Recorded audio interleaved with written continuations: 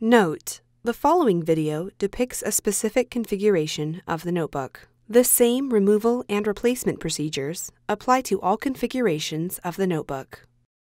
Before you begin, remove the base enclosure and battery. Removal. Disconnect the left speaker cable from its connector on the system board. Remove the 2.5mm P0 Phillips head screw that secures the left speaker to the top cover. Lift the left speaker off of the alignment pins on the top cover and remove. Replacement. Place the left speaker onto the alignment pins on the top cover. Replace the 2.5mm P0 Phillips head screw that secures the left speaker to the top cover. Connect the left speaker cable into its connector on the system board.